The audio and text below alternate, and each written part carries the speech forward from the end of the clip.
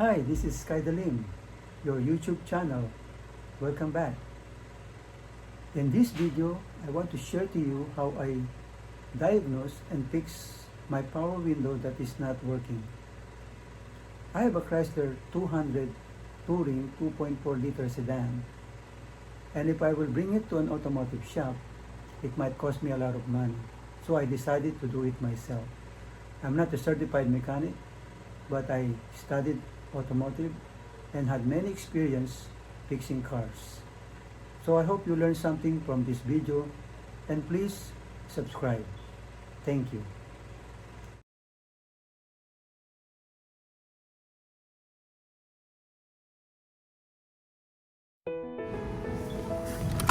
So I am here at the front driver's side. As you can see, I already removed the power window master switch and its connectors. We will diagnose the connector that is bringing power to the front passenger side. I have seen a video of someone who replaced the power window switch without showing how he came up with the idea. So I hope you learned something from this diagnostic. This is part 1 of my video.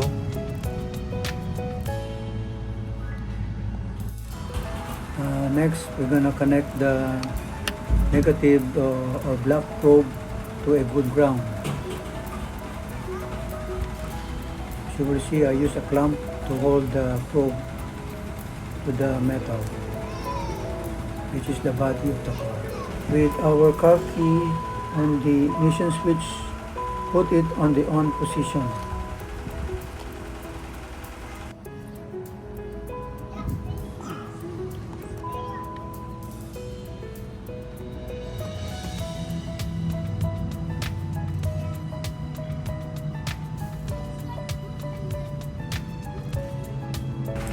We're going to probe the pin of this power window switch connector, and there are 8 pins in all. One is empty, the one on the bottom right or upper right. So as you can see, there's voltage on the second pin from the right at the top. There is no voltage there on the end. On the bottom, no voltage. And then we have a voltage here which is negligible, which is 5.05 or 5.11. So we know where our positive voltage is. Now on our front driver's side, this is how the power window switch look like.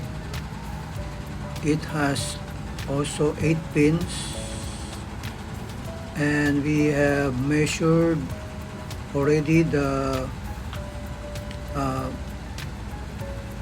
positive voltage, which is 12.23 volts, and then also we were able to find out where the ground is. There are 2 ground on the upper left side of the connector and 1 voltage on the right of the connector, and below it is a 5.09 voltage, which we're not gonna use that, we just ignore it. And we have 3 neutral indicated by the 0. So as we probe the connector, the voltage continues to drop down because we are using power.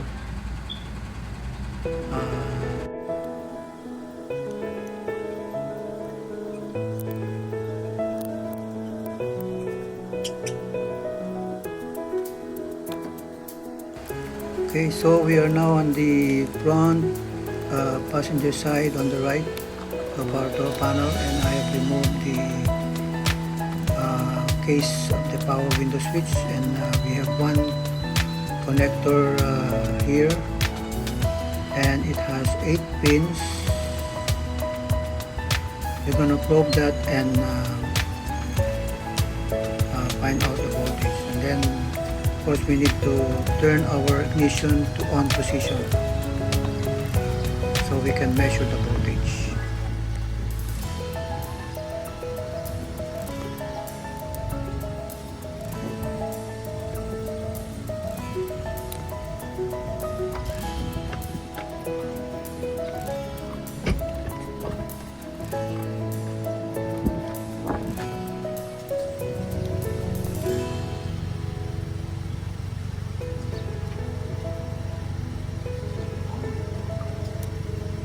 So it is clear that there is nothing wrong with our power window switch, both on the front driver's side and the front passenger side,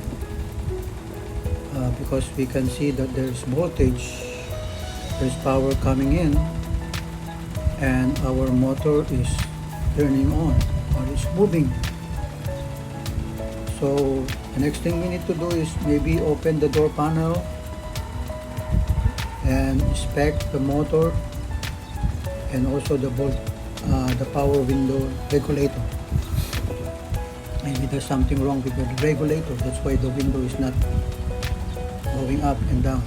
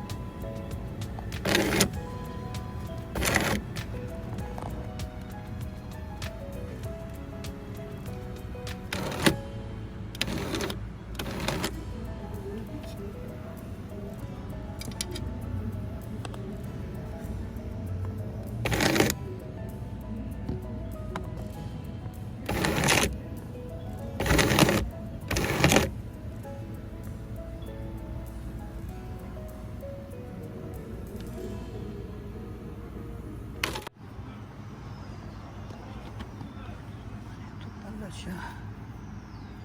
Ako na.